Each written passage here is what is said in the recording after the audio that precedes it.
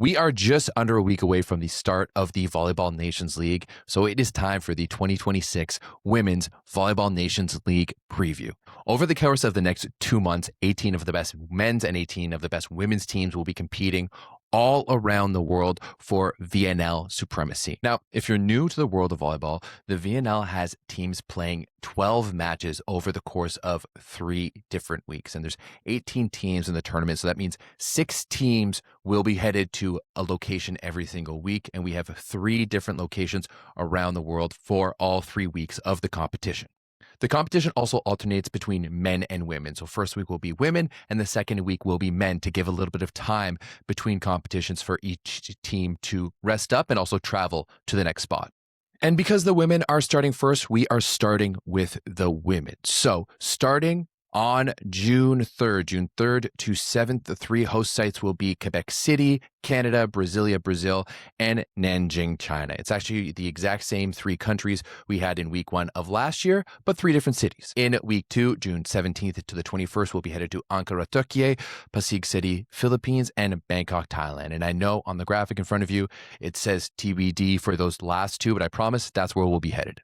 In week 3, July 8th through the 12th, we'll be headed to Belgrade, Serbia, Hong Kong, China, and Osaka, Japan, before wrapping everything up at the finals, July 22nd to the 26th in Macau, China. Now, to make sure there's more or less a balance of schedule, because there's going to be 18 teams and teams only play 12 matches, so you're not going to be playing everyone.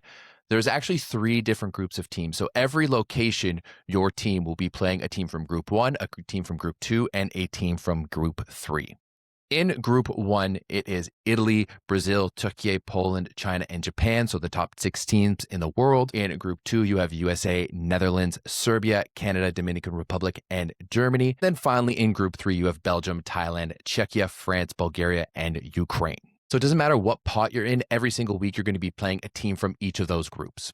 Now, the way rosters work is that federations will announce a 30-athlete-wide roster, and they've already done this, so we're going to go through a couple of them, and you can find them all over social media. And then week per week, a team can nominate up to 18 players to travel to any given location. And from those 18, you can pick 14 for match day. So every single day, a team will submit a roster with their 14 players, and anywhere from 1 to 4 players will be sitting out and will be unable to even dress or participate in that match.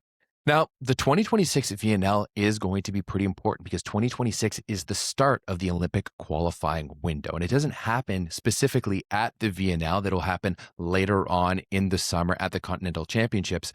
But this means a lot of teams are going to be preparing to try and qualify for the Olympics at this competition. And for different teams, that means different things. For some teams, it's going to mean bringing their entire roster and trying to figure out their gameplay and tweaking certain things so that they can be best prepared to compete at the end of the summer. And for others, it means resting up their stars and maybe figuring out some other things, trying some new young players so they can be ready to play at the Continental Championships. But the VNL actually does have a part in Olympic qualifying as well, because with the new ranking system that the FIVB has employed now for a few years, every single match matters. And depending on your result, how you do in a given match, you're going to either gain or lose points. And the Olympic qualifying process is such that the last criteria, the last teams who are going to be filled in to the Olympics will be decided based off of the world ranking points at the end of VNL in 2028.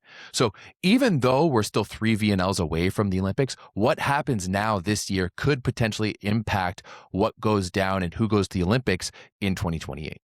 Now, if you want to follow the VNL, it's actually pretty easy. If you subscribe to VBTV, every single match will be featured live and on demand on their platform. But if you want to go a little bit in depth, make sure you subscribe here to Volleyball Source and turn on that bell to follow all of the content that will be coming over the course of the next 2 months for the VNL.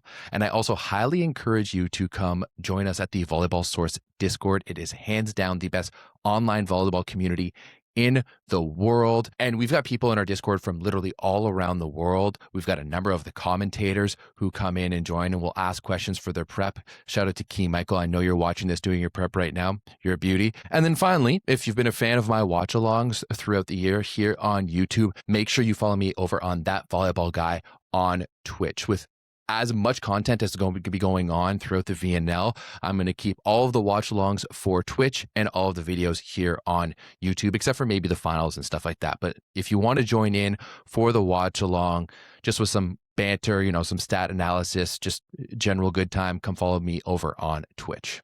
And while you're at it, why don't you just give this video a like? It helps me out a lot. Before we get started, a few shout outs. First to Peru Volley on Instagram, all of the roster graphics. I'm terrible with graphics, so I just took from them. Really appreciate that. And then also, while I did do pretty much all of my own research, I did reference Jim Yenny's Substack previewing the 2026 VNL, so I will link that below and make sure you go check it out. It's a great resource. Finally, I do know some of these teams really, really well and others not so much. So if I make a mistake, whether it's in pronunciation or there's a player that I'm not aware of, or a roster decision I'm not aware of, feel free to call me an idiot down in the chat and let me know where I went wrong so the entire community can learn together. Now, I'm going to be breaking down each and every team in alphabetical order. So that means I am starting with Belgium. And Belgium is a very interesting team. You're going to hear me say that a lot because I think a lot of teams are interesting. I'm just a volleyball nerd. What do you want from me? But Belgium is currently ranked 14th in the world. They were also 14th last year at the VNL with a record of 4-8. And then they finished 11th at the World Championships, losing to Poland in 5 in the round of 16. And now Chris Vanznik's team is very, very young. This is a very young roster. So they're still figuring out a lot of things and still maturing. But this team is really anchored by two players. Britt Herbots, who we've seen time and time again. Honestly, I forget that Britt Herbots is only 26 years old, but she has been a mainstay in the Lega Volley Femminile for a number of years now. And we know that she can drop 20 to 30 kind of on the drop of a hat. But then you also have Pauline Martin on the right side, who is very, very good. She knows how to score a lot of points as well. So those are the two players who really anchor this roster offensively. I'm also really interested to see 19-year-old Tia Radovic, and she is a player who really earned her spot over the course of the Intercontinental round last year in the VNL, and then ended up being a starter at the World Championships. She's going to be playing for Béziers next year in the French LNV, so I'm really interested to see how she's progressed and how she can help this team in 2026. Next up, we have Brazil. And now Brazil needs no introduction. They are the number 2 team in the world. And last season, they only lost 3 matches. 1 in the Intercontinental round, 1 in the VNL gold medal match, and then 1 in the World Championship semifinals. And every single time they lost to Italy. They picked up a silver at the VNL last year, a bronze at the World Championships. And I mean, Zé Roberto's roster is one of the best in the world. You've got Gabi, who is considered one of the best player, if not the best all-around player in women's volleyball. We all love watching her play. There's a fantastic outside core around her with Ana Cristina de Souza and Julia Bergman, who really came into her own last year. You've got Fernanda Macris and Roberta Radsky, who set the ball and run the offense. Julia Kudis down the middle as well, who's one of the best young blockers in this game. And then Rosa Maria on the opposite position. And she is, a little bit more universal. She can play on the outside. She can play on the opposite. She can, play defense and add a little bit to serve receive as well, which is, a little bit different than what we see in the current meta of women's volleyball, where the top teams generally have a dominant opposite hitter. So I'm going to be really interested to see if Zé Roberto turns towards Kissy. And Kissy has been in and out of this national team lineup. She's been featured sometimes and other times not as much. But she had a monster season in Russia where she led the league in scoring and averaged over 5 points per set. So I wonder if they're going to bring her in to maybe get away from a left side dominant offense and kind of spread that ball out a little bit. But regardless, I mean, Brazil, one of the best in the world. There's no doubt about it. This is a team hungry for gold, and they're going to be gunning for it here in 2026. Next up, we have Bulgaria, and Bulgaria is actually the lowest ranked team in this tournament, coming in at 25th in the world. And last year, it was a bit of a rough go for them. They finished 13th at the VNL, going 4-8, and then they went over at the World Championships, 0-3 in Pool E, finishing 27th. And for the second year in a row, they have a brand new coach. This time, it is Marcello Abbondanza, the Italian, who also coaches for Fenerbahce. And along with losing their old coach, they lost a lot of their veterans like Elitsa Anastasievich, formerly Vasileva, Nasia Dimitrova, Laura Kiripova, Kristina Vuchkova.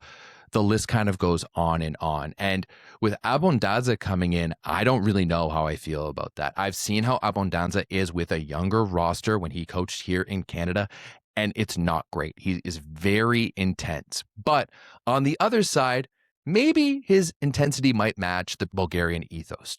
Who knows? I'm not entirely sure how it will go. But because all of those veterans leaving, this Bulgarian roster is even younger than last year. So I'm looking at players like Alexander Milanova, who helped Afion get promoted into the Sutenlar Ligi to really help with the leadership. Scoring-wise, I'm going to look at Marilyn Nikolova on the right side. She did score over 300 points in the Sutenlar Ligi this year, but only with a 12% efficiency. So she's a bit of an undersized lefty who's got some nice shots, but you'd like to see that efficiency bump up a little bit. And then you also have 20-year-old Michaela Stoyanova. And now Stoyanova was a bit of a breakout player last year. She had some fantastic showings, especially earlier on in the tournament, and she could be a bit of a star. And she spent most of the year on the bench for Valfolia in the Lega Volley Femminile. But after a year of training in Italy, getting a little bit of confidence, polishing her game, I'm really interested to see how she's going to look in 2026. Now, luckily for Bulgaria, this youth movement is bolstered by some pretty damn good players. This is a country who went out and won the U19 World Championships last year. So we're going to have a few players who won gold last summer at the U19 level playing on this roster. Most notably, setter Damana Ivanova, who is the MVP of this event. And then you also have Kalina Vaneva, who at 16 years old was awarded one of the best outside hitters at the U19 World Championships and will be on the roster as a 17-year-old this year. So Bulgaria will be very, very young, but if they can pull it together to stay in the VNL, this is going to be a team to watch for sure in the future, heading into the 2032 Olympics. Next up, we have my home and native land, Canada. Now, last year was a bit of a rough ride for Canadian fans. The team went 3-9 at the VNL, finishing 16th, and then finished 15th, losing to the USA in the round of 16 at the World Championships. But it kind of made sense. It was the first year for new head coach Giovanni Guidetti, hands down one of the best coaches in the world. And Canada was also missing basically all of their stars. Alexa Gray took the year off, and then both Kira Van Ryk and Brie O'Reilly ended up getting injured in week one, leaving Canada with a very, very young team. Ultimately, I think this was a good thing, right? Guidetti came in and got to really establish his culture and the way he wanted this team to play with a number of young players. We saw some players really step up. Hillary Johnson on the left side, Andrea Mitrovic as well. We saw Abigail Guzin, who at just 19 years old was the youngest player to ever play for Canada at the VNL, really come into her own. Coming off a national championship and a U Sport Player of the Year performance, she is definitely one to watch. And then on the right side, too, we saw Anna Schmreck come in and prove that she could play at this level. One of the most imposing players in women's volleyball. And she's really going to bring a different look, especially after another season playing in Turkey this year for Ikzashabashi and helping them go all the way to the Champions League finals. We saw Quinn Pellin step in as the starting setter. Dolly Thukboom was a really big breakout in the middle for Canada as well. And Casey Yost was absolutely solid at libero. So when you add in Van Ryk, Brie, now Franzen, as she got married, so it's going to be Brie Franzen this summer, and Alexa Gray back into the fold, on top of having Emily Maglio there, who's another player who helped Ikzashabashi go to the Champions League finals, Canada all of a sudden looks like a much different team. Not only are you getting those stars back, but you also had the level on the bottom end really rise up. So I'm really going to be interested to see that P2 battle with the way that, Johnson played this year in Brazil. Mitrovic had a few banger matches for Madison and LOVB. Guzin is an up-and-coming player. I think we're going to be able to see Canada rotate all four of those outsides. There's going to be a very interesting battle to see who pulls into that OH2 spot.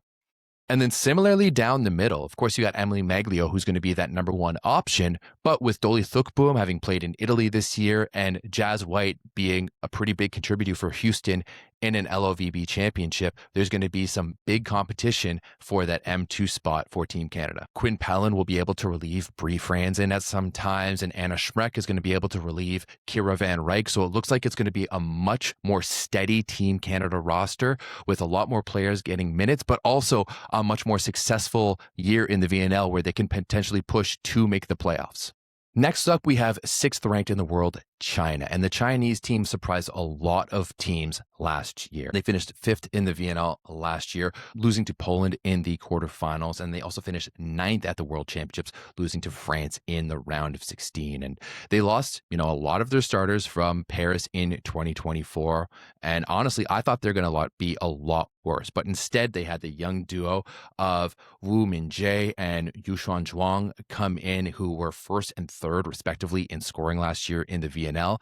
And then an offense led by a 16-year-old Zhang Juan, who really stepped up to play at just 16. She was able to lead a team all the way to the quarterfinals of the VNL. Now, the thing is with this Chinese team, they are very much battling some injuries this year. Li Yingying is on this roster, but she is not cleared to play yet. We all know how she didn't pass her medical exam at the beginning of the season with Milano, and that is still going to be the case. It looks like the timeline for her is potentially August, but that is still very much in the air.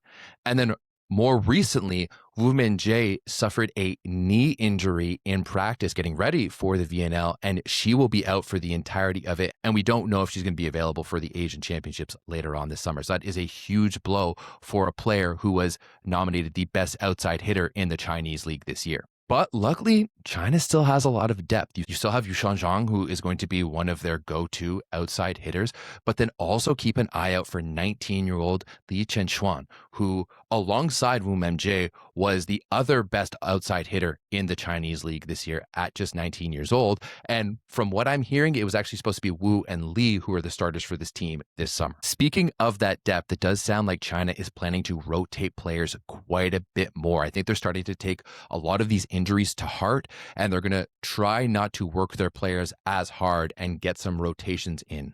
Now, we do have the Paris 2024 setter back on this roster in Lin Yu Diao, but it looks like she's going to be more in a mentorship role for Zhang Xuan. So we're not entirely sure if we're going to see her that much, and it's probably more so going to be the 17-year-old Zhang who is going to be leading this offense. Now in the middle, you also have Wang Guanwan, who is one of the best middles. I think she is a big time player. We've seen that in the Sutnar League many times. And on the right side, you'll have the mix of Gang Zhangyu and Tan Jin playing in the opposite position. Now, Gang Zhangyu, especially as a player, I really enjoy watching. She's very different from most prototypical opposites in the world, right? She's not as physical as some of them, but she's very skilled with very good vision. She blocks pretty decently, and she also plays very, very good defense and can help with serve receive as well. But also keep an eye out for 17-year-old Yang Shu Ming, who was the MVP of the 2024 U17 World Championships. So as a fan, if you're just a general fan of volleyball, I honestly think China is a team to watch. This is a very young team who plays just a very steady, solid style of volleyball. And with a number of teenagers on this team, it's going to be volatile. But I honestly think this is going to be one of the best teams in the world in just a few years' time, especially if they can get healthy. Next up, we have Czechia, and the 15th ranked team in the world kind of surprised a lot of people in the VNL last year. They finished 11th with a 5-7 record, and then kind of fell a little bit, finishing 25th with a 1-2 record, finishing 4th in their pool at the World Championships. But when you look at this roster, I don't think it's actually that surprising. They were able to hold their own at the VNL. You've got players like Monika Brankuska, who is firepower on the right side. You've got Mikhaila Malenkova as well. Brankuska was 13th in VNL scoring. Malenkova was 20th last year. Helena Grozer also slots in on the outside. And then you also have Magdalena Yelarova, who is a fantastic blocker down the middle, and she is definitely a player to watch as one of the best blocking middles in the world. They're going to have a little bit more depth on this roster too this year. Gabriela Elversova is going to be coming back, so she is going to be relieving some of the role for Brankuska on the right side. And then I'm really interested to see if Magdalena Bukovska can make an impact as well. She had a great season with Pecky St. Cloud in the French LNV and was also 9th in Champions League scoring this year. Overall, I think it's going to be a little tougher for Czechia because now teams have them on the radar, but this is still a very good team, and they're definitely ones to watch, and they may even potentially push to make the playoffs. Next up, we have the Dominican Republic, and our friends to the south in Norsica here are currently ranked 11th in the world. They finished 12th in the VNL in 2025, going 5-7, and then they finished 14th at the World Champs, losing to Brazil in the round of 16.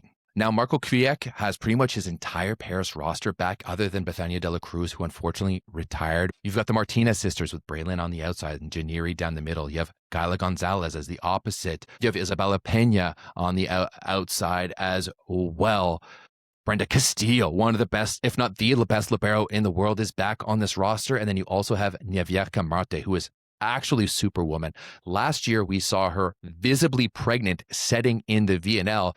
And a year later, with a child who is under a year old, she is back on this roster, and it looks like she might even play. But I do think that setting position is one of the biggest changes for this Dominican roster. Last year, we saw a 19-year-old Ariana Rodriguez really step into that role and lead this team pretty well, especially for a player that young. You know, she ran a good offense, delivers the ball pretty good, and is pretty good from the baseline as well. And while Rodriguez is on the overall roster, Dominican has released their 15 players who will be headed to week 1 and what looks like maybe the entire summer, and she is not on it. Instead, it is going to be Camila de la Rosa, who is the backup for NEC, the champions of the Japanese SV League this year. And I do think it's kind of crazy, not only because of the way that Rodriguez played last year, but also because Rodriguez spent another year setting another of one of the Dominican prospects, Flo Marie Heredia, to a fantastic offensive season. And Heredia was crazy this year for the University of Miami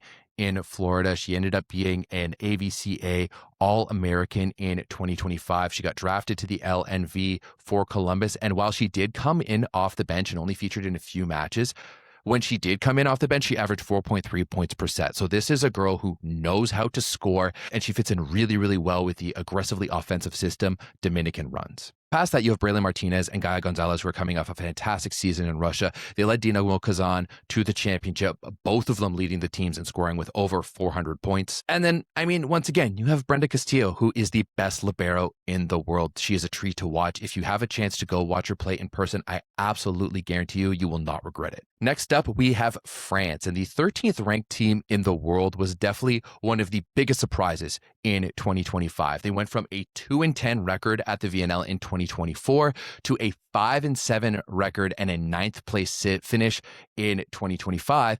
And then they backed that up by taking down China in the round of 16 and finishing 8th, losing to Brazil at the World Championships. And what I think we really saw from this French team is they really got padded out. They showed some growth in some areas they really need to. Of course, you have Elena Cazot coming back on the outside, who just won a Champions League with Vakif Bank. Iman Ndiaye was fantastic for this French team last year. She led the VNL in service aces and then was second in scoring. You've also got Juliette Gélin, who is, in my books, a top 10 libero in the world. Amanda Silves is very relied upon in the middle. And then we also saw players like Amélie Rotard, who really stepped up and was a big piece for this team at the World Championships last year.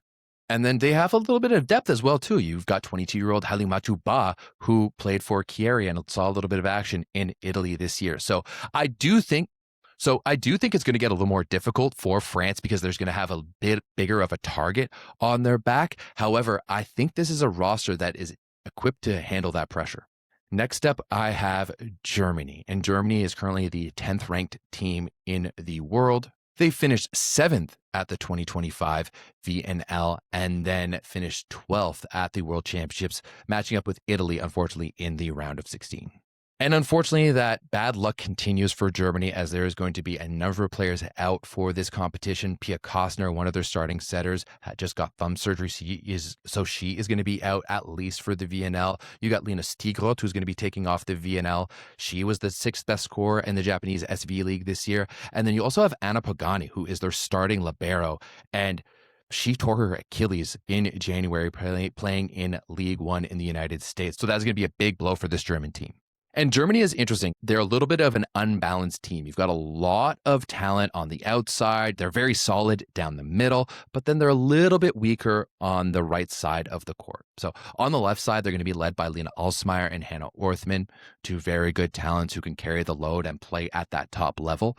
But then also keep an eye out for the young Liana Grozer. Yes, that Grozer, she is Greor's daughter, stepdaughter to Helena Grozer of Czechia as well. So this is a family affair, and she definitely has her dad's arm. She has a cannon of a shoulder, and she's going to play for Busto in the LVF next season. They are strong down the middle with Kamila Weitzel, who is good for Skandici this year, Anastasia Sekulaev, who is top 10 in blocks in the LVF, and then also Marie Skojul, who averaged over 0.5 blocks per set in Japan this season. Now, Sarah Straub will be able to step in and run the offense. I don't think there's any issues there. We've seen her do it before, and her and Costner are neck and neck and just slightly different setters, but she'll have no problem doing it. The question mark is going to be on the right side with Lena Kinderman and Amelia Veska. These are two players who are pretty serviceable and they work within the system, but they aren't as dominant and aren't as good all-around players as some of the opposites we see in this tournament. So that is going to be a little bit of a hole for this German roster.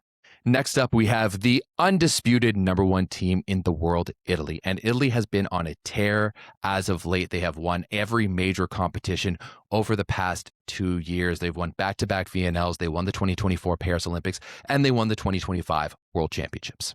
Now, this VNL might be a little bit different, whereas last year they brought the entire roster and ran the stars. This year, it looks like, but this year, a number of the stars are going to be taking it off. No, and of course, no Monica De Gennaro, who retired on top of her game last year after winning a World Championships. There has been some conflicting reports. First, we heard that these players were going to be taking the entire summer off. Then we heard that some of them are going to be coming back for the European Championships.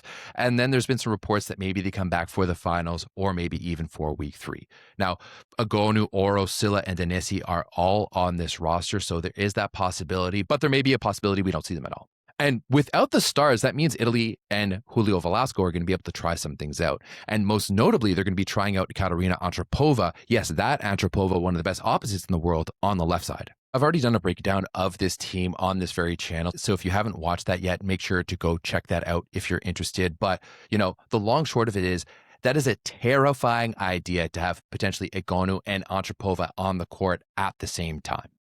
But on the other side, Italy plays a very detailed system where passing and defense, playing out of system balls, the details of the game are really important. So can Antropova learn to play that position, kind of a la Ebra Karakurt of Turkey?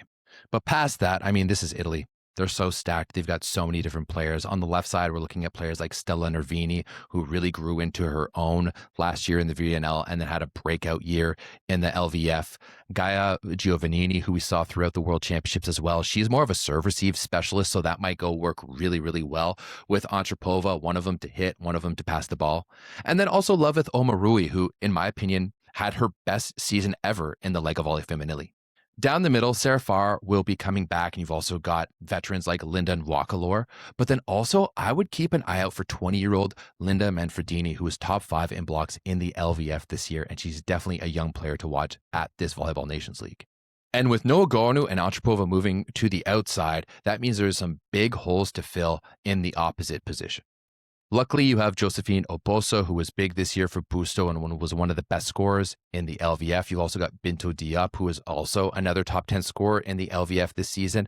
And then you have the young 19-year-old Merit Adigwe, who was on the bench for Canigliano this year. So it's going to be really interesting to see, does Velasco go with, the experience and the guaranteed scoring of a player like Oboso, or does he prefer maybe the youth of a Merit Adigwe to go in and be the backup behind Egonu? Carlota Cambi is going to be running this offense, and she's not going to have a problem at all. But the interesting conversation is going to be in the libero position between Eleonora Frasino and Iliano Spirito. Now, Frasino is quite a bit younger than Spirito, about 7 years younger at 25, where Spirito is 32. But these are some big, big shoes to fill. Monica De Gennaro was the GOAT, and she did so much more than just pass and dig the ball. She was a backcourt conductor. She was a leader on this team. And, neither of these players are going to be able to be Monica De Gennaro, so they're going to have to find a version of themselves that helps the team the most. Now, whatever we see from this team moving forward, who knows if we're going to see the stars in weeks 3 or maybe even the playoffs. This is still Italy. They should definitely make the playoffs and maybe even compete. But if they don't have their stars, I don't know if a medal is really in their cards for this year's VNL. Next up, we have Japan. And now the world number 7 has really very much been on a resurgence as of late. They got second at the VNL in 2024 and then followed up with a 4th place finish in 2025. And they echoed that finish at the World Championships, right? At the VNL, they lost to Poland in that bronze medal game. And then at the World Championships, they lost to Brazil at that bronze medal game. I think one of the reasons is the injection of Ferhat Akbaş as the head coach of this team last year. He had this Japanese team playing a much different, more aggressive offensive style, and he's just building on what was already there. You know, Japan is so good in serve receive. They have such good ball control. They're great in defense, but we really saw them take some swings that maybe they wouldn't have last year. And I think this really emulated through the game of Yoshino Sato, who to me was one of the breakout players in the VNL last year. With Yoshino alongside Mayu Ishikawa and Yukiko Wada, all three of them were in the top 10 of scoring in the VNL last year. And that's really a testament to the even offense that they run and just the holes that are created by Nanami Seki's fast offense. But I am almost wondering are we already at that ceiling of this Japanese team, right? We're seeing a lot of other teams bring in young players or leave some stars at home, whereas Japan is really kind of pushing to their top of the ceiling. So what can Akbaş bring in to really bring this team to the next level? And if they're going to see one player make an impact and kind of add to this roster, I am looking at the young Miku Akimoto. Now, we saw Akimoto play at a few times throughout the VNL last year. She did come off the bench a few times. She did play her season for Dresdner this year in the Bundesliga. And I'm wondering if a little bit more of experience in Europe, where she's playing a much more aggressive and physical style game than the speed ball control game you see in Japan, is really going to help affect this roster, right? We've seen what going to Europe has helped with players on the men's side and also with players like Mayu Ishikawa. Can that same effect happen with Miku Akimoto as well? But I honestly think one of the toughest decisions for Akbaş this year is going to be who is going to be that starting setter. Manami Kojima, who is one of the best liberos in the world. She has been their starter for a while. She was statistically the best libero in the LOVB this year. Then you also have Minami Nishimura, who is the MVP and the best digger of the Japanese SV League this year.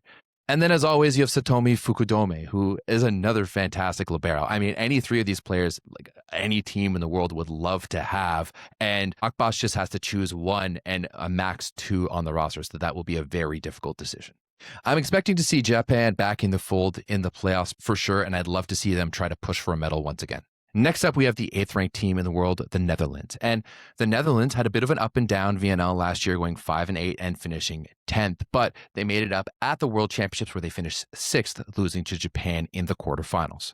And now, Felix Kozlowski's team is a little interesting because I feel like the Dutch have so much depth at pretty much every single position, but they don't necessarily have that high-end talent to compete with those top teams. On top of that, they're going to be missing some of that high-end talent this year for the VNL, with Nika Dalderop, who played for Corneliano this year, who's going to be rehabbing a quad injury, and then Marit Jasper as well, who's going to be taking the VNL off. But once again, depth is a big thing for the Netherlands, so they've got plenty of talent out there. Yep, Rick Bongaerts is one of their setters who just led Exashabashi to the Champions League finals. And then you also have Sarah Van Allen, who in my books is one of my favorite players to watch. I love the way she sets. OG Volleyball Source fans will know that her back sets are just chef's kiss. On the outside, you have Julian Nolava and Nova Maring, who had both had pretty good seasons in the LVF.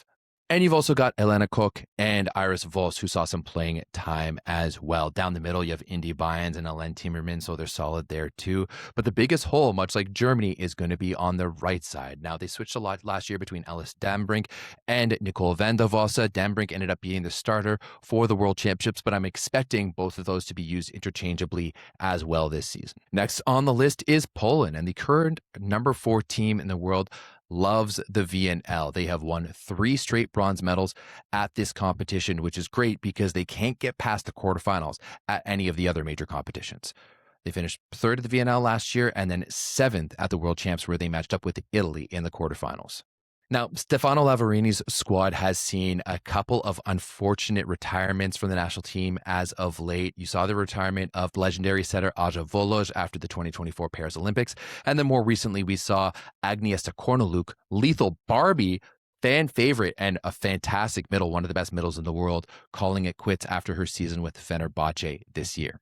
But they still have 2 of their top scorers. Magdalena Stysiak is back for another year, and Martina Vukasik as well on the left side. And both of them will be expected to carry the offense, led by Katarina Wernerska, who I mean, she's done it before. She led it last year, and she led it before Volej came back to this team. So she's world class, and they'll have no problem with that. But I think there's going to be a few interesting battles on this team, especially on that P2 position. It's mostly been Martina Czernianska, who's been that second option. But throughout the World Championships last year, we saw Pauline Damaska come in, and then she followed that up with a really strong Toren Liga season this year, where she was 6th in league scoring. And I'd also expect Julia Orjul and Julita Piasecta to come in and get some reps as well on the outside for Poland in this VNL. And without Lethal Barbie down the middle, you're probably going to see Magdalena Jurczyk and Sonia Stefaniak to fill that hole. But I am also very interested to see 21-year-old Rosalia Mozinska, who was the leading blocker in the Toren Liga this year with 92 blocks, averaging 0.87 blocks per set, which is huge. And of course, this roster is all wrapped up by one of the best liberos in the world, in Alexandra Sigloska. So I would love to see Poland continue their medal run at the VNL this year. Next up, we have Serbia, and the 9th ranked Serbia is very interesting because sometimes it may be good, sometimes it may be shit. This is a team when they have their best players, they are elite and can beat almost anyone. This is a team that when they have their best players, they are elite and can beat almost anyone. But then on the other side of the coin, when they don't have their best players, they are crap.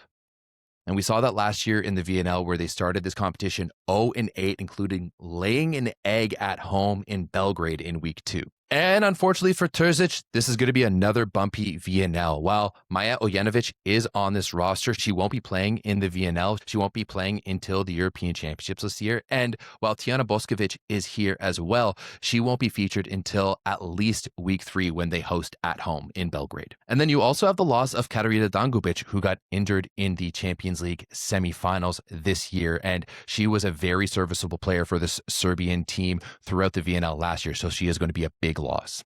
So it is all going to be on the young Aleksandra Uzelac and Hena Krtajic this year once again. Uzelac suffered an injury last year earlier on, and she wasn't featured until week 3 once again, but she is one of the best young players in this game. If you haven't watched her yet, make sure you do. She was fantastic at the World Championships last year and was one of the best outside hitters in the Sultanlar Ligi in Turkey this season for Zerenspor. And Hena Krtajic, honestly, in my eyes, is one of the best blockers in the world, men or women. The speed at which she gets off the ground and gets over the net is incredible. I'm also looking for Vanja Ivanovic to step in and grow in that P2 role. Really saw her be pretty good last year at the World Championships. And I think Vanja Bukilic can do a serviceable job in replacement of Boskovic until she's back. I mean, she did average just over 3 points per set in Italy, which isn't fantastic, but it's not terrible either. Hopefully, that group can help them get maybe a win or two before Boskovic is back for week 3. The big question for Serbia and all Serbian fans want to know is who is going to be setting the offense for this roster.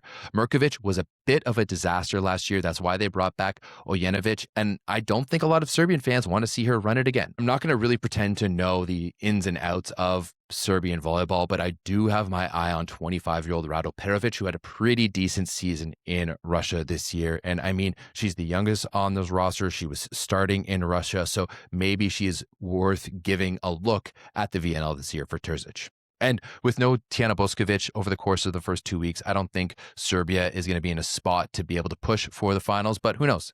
Weirder things have happened. Next, we have Thailand, and the 17th ranked team in the world finished 17th last year at the World Championships, narrowly missing out on relegation with a 1-11 record. And it came down to the wire. It was a 5-set loss to Canada that gave them 1 extra point ahead of Korea. Thank God. If I had to suffer another year of Korea in the VNL, I might have blown my brains out. For Thailand, it's mostly the exact same cast we saw last year. Pornpun Gedpard is going to be running this offense. You got Pimchaya Kokuram, who is going to be their number 1 option offensively, and Pano Pianut is going to be their go-to in the backcourt as one of the best liberos in the world. And once again, for the VNL this year, Thailand will be missing out on the services of Mokskri Kachuan. Now, she was their top scorer at the World Championships last year, and she scored over 500 points in the Japanese SV League 2 years ago in 2024 and 2025. But she needed surgery on her shoulder coming out of the World Championships, didn't make it back into the SV League until February, where she promptly sprained her ankle and has not been seen since. Now, according to Thailand, it does look like they're pushing to have her back for week 2 when they host in Bangkok, but that is definitely not confirmed. So in her place, you're going to see the same mix of Sasipaporn, Orisara, and Ajaraporn on the left side for Thailand. And hopefully that will be enough to keep them alive for another year in the VNL. Next up, we have Turkey, and the third-ranked team in the world had a bit of a tumultuous VNL last year. They finished sixth, losing to Japan in the quarterfinals, which made it all the worse that they were led by Ferhat Akbas, who's the only Turkish coach at the international level. But they did make it up by finishing second, losing in a narrow 5-set battle to Italy at the World Championships and coming home with that silver medal. And let's be honest, Turkey has one of the best rosters in the world. Melissa Vargas is absolutely elite, and she can go off and win you a match at any point. Ebra Kerkert is really coming along. She's a player who I've always really enjoyed for her passion and the way she plays the game, but I've always kind of seen her as a pretty one-dimensional player, just a see-ball, hit-ball type of athlete. But I was really impressed with her when I saw her at the Champions League this year for Zashibashi. I was impressed by the way she was passing the ball. I was impressed by her shot selection and her just overall vision offensively on the left side. And I was also impressed by the way she managed her motion. She was still letting herself be herself, but wasn't getting too far down herself and rebounding really, really well. Of course, you still got Jaro Gunesh, the all-star down the middle, and then Cansu Özbey in the setting position. Now, much like other top teams, Turkey will be resting some of their stars, but some of the players that you don't see on this roster are like Eda Erdem, who is going to be taking it off for rest. And I mean, we saw how well that worked for the World Championships last year, where she was bona fide star for this team. You're also not going to have Derya Chebijolu, who also got injured in the semifinals of the Champions League this year while playing for Vakifbank. And then unfortunately, they will not have Alexia Karatasu as well, because Karatasu is naturalized from Romania. And this year you can have a max of 2 naturalized players on your roster.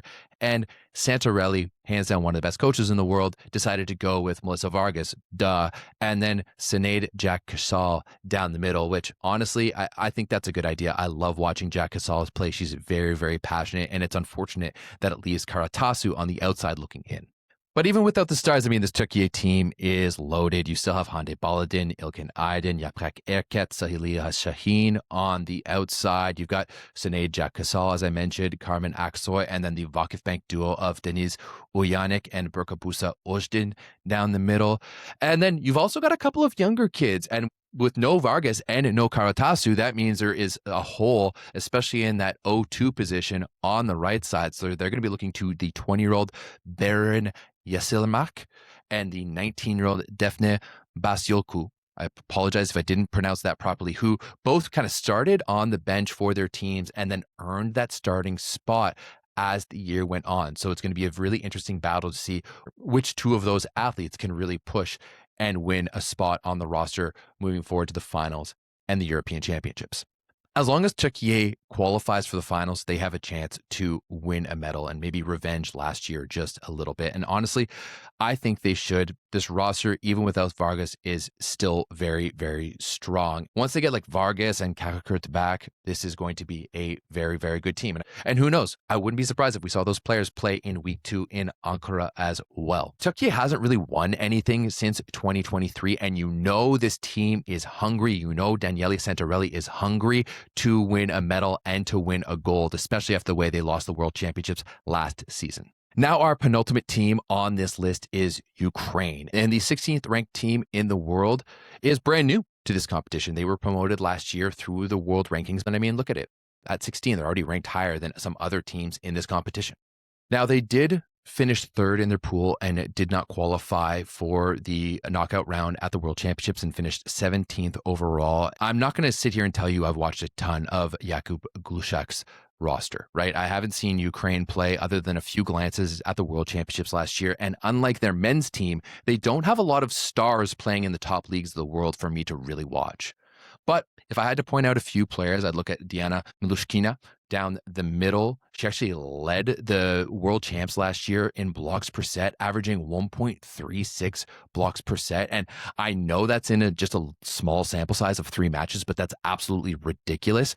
And then she followed that up by being one of the top blockers this year during the regular season in the Turkish Sultanlar Ligi. I would also watch out for Alexandro Malenko on the outside and Anna Artishuk as the opposite. But otherwise, Ukraine is going to be a team that I'm going to be interested in watching to see what they can do over the course of this VNL and if they deserve to stay and compete with these best teams this season.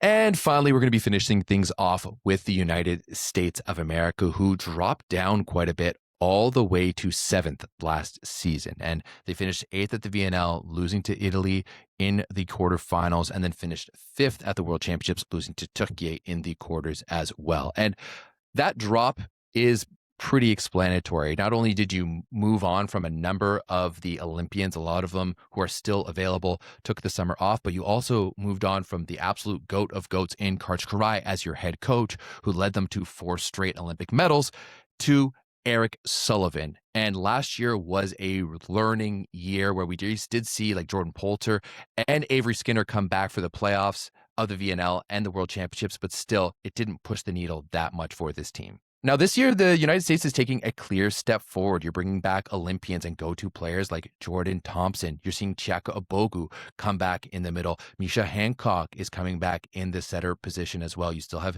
Dana Redke on this roster. There's other players who are going to be coming back who have a lot of international experience, like Simone Lee Wank, who has coming back to this roster for the first time since 2018. She's been a star wherever she goes. She had a fantastic year in Brazil this year. Same thing with Kendall Kipp, who's going to be featured on the roster for the first time ever. She had a really strong year for Bergamo in the Italian LVF.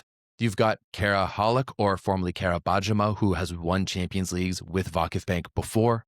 And I'm going to be really interested to see who is going to slot in the middle position behind Chiaka Obogu, because Amber Giudi is out for the summer. She just got shoulder injury, and I'm really looking at Aja Voloj to step up and maybe compete with Dana Redke for that M2 spot and maybe some starting minutes this year. She had a really strong year in League One, and I think she has a lot of potential to compete at the international level. And I mean, this is the U.S., so you still got so much talent. Logan Eggleston on the outside, Maddie Skinner, who was a go-to player for this team as well. I think, on the left side, it's going to be an interesting battle between like Logan Eggleston and Simone Lee Wank. Like, who is going to slot in that OH2 position down the middle, as I already talked about, with Dana Redke and Asia O'Neill on the right side is going to be really interesting after Jordan Thompson, because you go with a Maddie Skinner, who's won so much national championships and won back-to-back League One championships as well in the United States?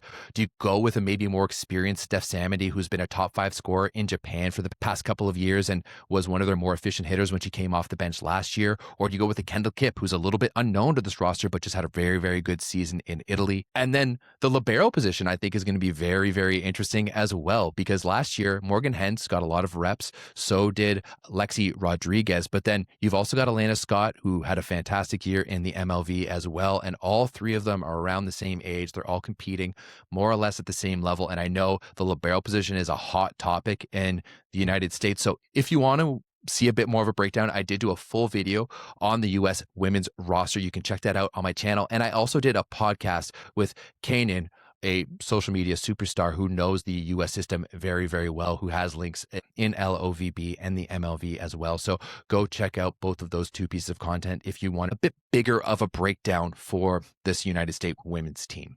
And now this team is still pretty far off from what we're probably going to see at the World Championships and at the Olympics. You're still missing players like Kalia Lanier, Catherine Plummer, or now Catherine Bowden. Kelsey Robinson Cook just gave birth to a child. Same thing with Justine Wong Orantes. Haley Washington is here. Of course, as I mentioned, Amber Giudi. So there's still some holes to be able to be filled and some question marks of who's going to be coming back next season and in 2028.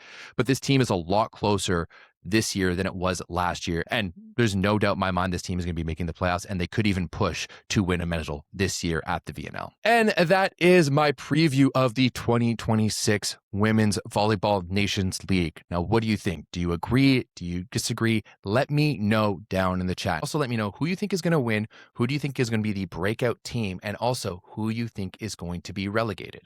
Now, once again, I'll reiterate, you should follow Volleyball Source here on YouTube. Hit that subscribe button and the bell to make sure you're up to date with everything coming out during the VNL. Make sure you come join us over on the Volleyball Source Discord, the best online volleyball community on the world. We have close to 3,000 rabid volleyball fans from literally every corner of the volleyball world. So come and join us, and then follow that volleyball guy on Twitch for all of your watch along needs. Once again, the VNL gets started on June 3rd and is something you will not want to miss. We'll see you guys then.